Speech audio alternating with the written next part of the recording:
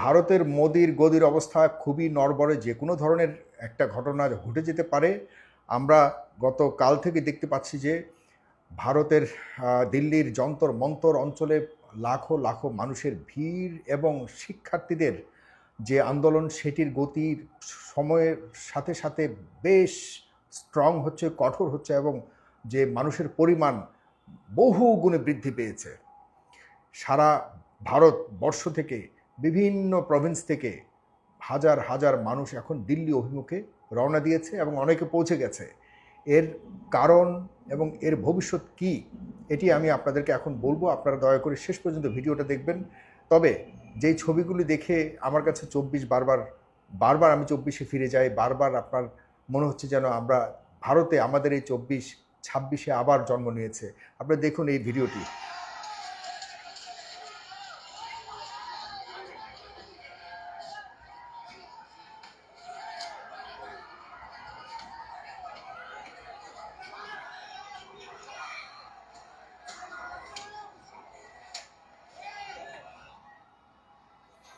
এটি আপনারা দেখেছেন ভারতের দিল্লিতে, মানে মুখোমুখি এখন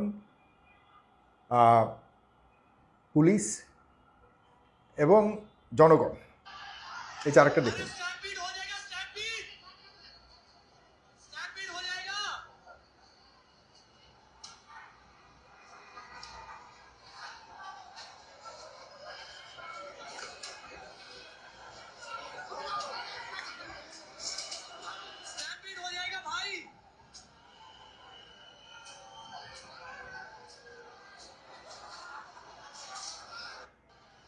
নারী পুরুষ শিক্ষার্থীদের মধ্যে মেয়ে ছেলে কেউ বাদ নাই।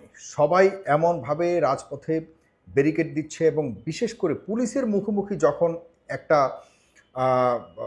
একটা বিক্ষোভ এবং বিক্ষোভকারীরা যখন পুলিশের বিপরীতে শক্ত মরণকে ভয় না পেয়ে যখন নিজের জীবনকে বাজি রেখে সামনে দাঁড়িয়ে যায়, তখন এই মানুষদেরকে পেছানো আর সহজ হয় না। যেটি আমরা ২৪-এর আন্দোলনে দেখেছি। আমাদের শিক্ষার্থীরা যখন বুক পেতে দিয়েছিল যে মারো আমাকে, আমাদের আবু সাইদকে মেরেছিল, সেই থেকে দেখা যাচ্ছে এই মৃত্যুর সংখ্যা মানে সময়ে সময়ে বেড়েছে, হাজার হাজার থেকে ১,৫০০ এভাবে বেড়েছে। এবং সেই মৃত্যুকে শেষ পর্যন্ত ভয় পায়নি আমাদের ২৪-এর শিক্ষার্থীরা এবং সাধারণ মানুষ। কি বলেছিল পুলিশ? পুলিশ বলেছিল যে স্যার একটাকে মারি, আরও যে ৩-৪টা বসে থাকে তারা নড়েও না চড়েও না, একটা মরে গেলে অন্যগুলি বসে থাকে, তার মানে অন্যদেরও মৃত্যু ভয় থাকে না। এই অবস্থাতে চলে যাচ্ছে দিল্লির বর্তমান ককরোচ পার্টির নেতৃত্বে যে বিক্ষোভ চলছে। আমি বলেছিলাম আজকে সকালে একটা স্ট্যাটাস দিয়েছি যে দিল্লির এবং ভারতের বিভিন্ন প্রভিন্সে, পশ্চিমবঙ্গ থেকেও কিন্তু ২৪-এর আমাদের আন্দোলনকে সমর্থন করে শিক্ষার্থীরা সেদিন আমাদের আন্দোলনের প্রতি যথেষ্ট সহানুভূতি জানিয়েছিল, সহমর্মিতা জানিয়েছিল এবং সমর্থন জানিয়েছিল। তখন আমাদের এই সমর্থনগুলো যথেষ্ট আমাদেরকে স্পিরিট জুগিয়েছে এবং সেটির উপরে নির্ভর করেও কিন্তু আমরা আরও বেশি আমাদের চেতনা আমরা বৃদ্ধি পেয়েছিল এবং এই আন্দোলনকে আরও গতি পেয়েছিল। প্রিয় ভাইরা যারা দেখছেন, আপনাদেরকেও বলছি, বাংলাদেশে যারা শিক্ষার্থীরা আছে, যারা জেন জি জেনারেশন রয়েছেন, তাদেরকে বলবো আপনারা আপনাদের জায়গা থেকে এই দিল্লিতে চলমান যে বিক্ষোভ রয়েছে, শিক্ষার্থীদের জীবন এখন অনেক হুমকির মুখে এবং সরকারের সাথে মুখোমুখি অবস্থানে আছে। এই অবস্থাতে আপনাদের যদি মনে হয় না শিক্ষার্থীদের এই আন্দোলন যৌক্তিক, তাহলে আপনারা তাদের আন্দোলনকে সমর্থন দিয়ে আপনারাও আপনাদের জায়গা থেকে একটা সলিডারিটি জানাতে পারেন। আমি যে বিষয়গুলো বলতে যাচ্ছি, মূলত এই আন্দোলনটি গতকালকে পর্যন্ত শুধুমাত্র যন্তর মন্তরে শুধুমাত্র ককরোচ পার্টির নেতৃত্বেই ছিল এবং সাধারণ শিক্ষার্থীদের মধ্যে ছিল এবং এটির ভবিষ্যৎটা শুধুমাত্রই হয়তো আন্দোলন পর্যন্তই থাকতো।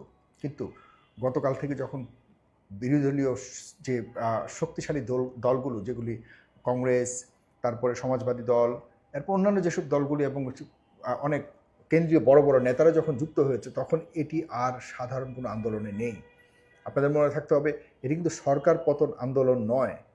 এই সরকার পতন আন্দোলনটা আন্দোলনের ধারাবাহিকতায় কিন্তু সরকার পতন একটা শেষ একটা ইস্যু হয়ে গেছে। আমাদের দেশে যেটি হয়েছে, আমাদের দেশে তো 11 দফা, 9 দফা, এরপর 6 দফা, এভাবে তো এসেছিল 24-এর আন্দোলনের মধ্যে। এরপর শেষের দিকে কী হয়েছিল? শেষের দিকে 1 দফা হয়েছিল।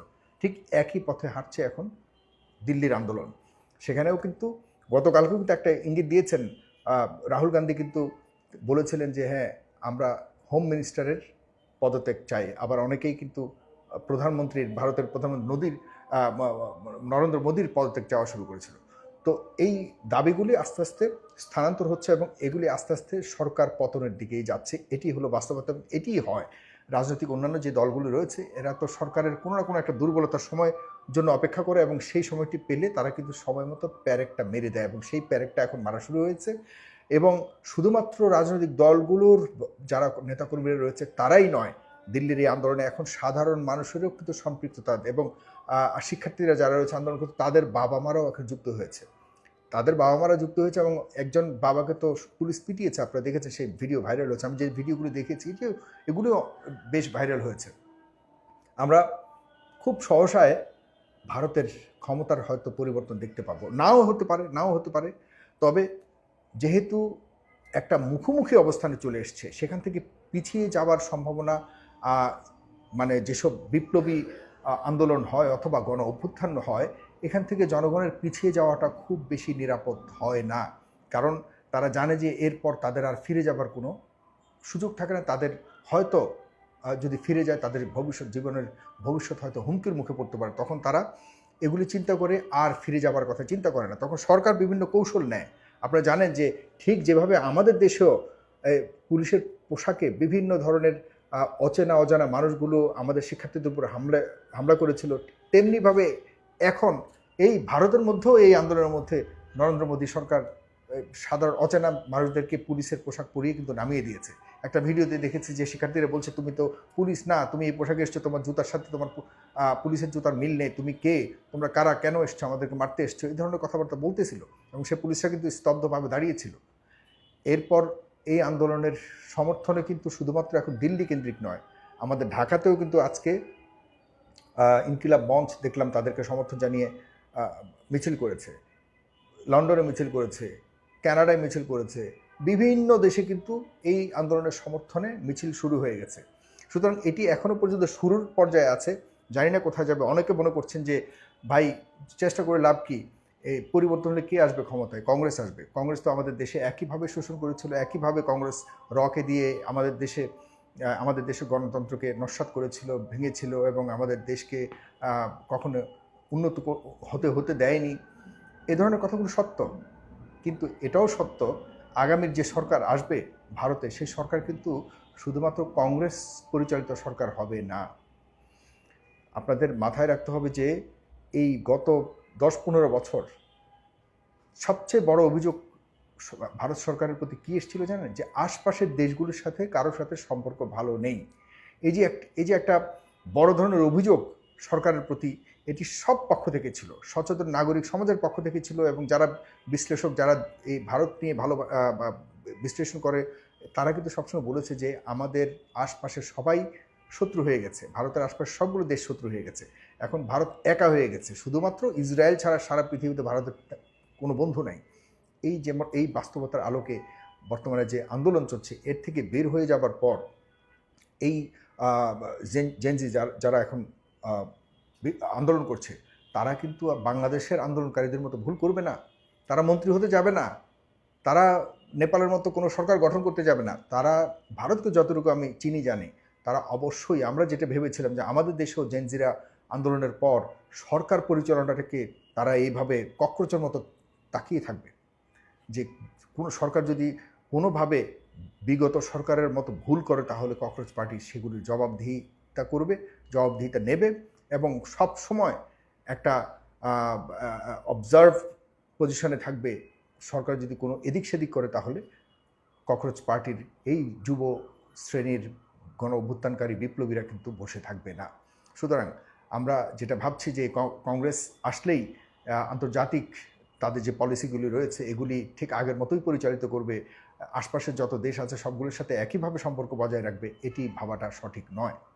আগামীর যে সরকারই আসুক তাদের জন্য ভয়ঙ্কর এক চ্যালেঞ্জ সামনে রেখে এরপরে আসবে। কারণ হলো ভারতের গত এই 1 দশকের উপরেও ধরে যে নরেন্দ্র মোদী সরকার রয়েছে, তারা কিন্তু হিউজ দুর্নীতি করেছে, লাখ লাখ লাখ কোটি টাকার দুর্নীতি করেছে, এগুলির জবাবদিহি করতে করতে এবং এত অপরাধ করেছে সেগুলির বিচার হতে হতে হতে হতে তারা দেখা যাচ্ছে যে অন্যদিকে ওরকমভাবে কোনো দেশকে দখল বা এই জাতীয় কোনো কিছু করার জন্য সুযোগ যেমন পাবে না, তেমনি এ ধরনের পলিসিকেও আর ভারতের জনগণ প্রশ্রয় দেবে না।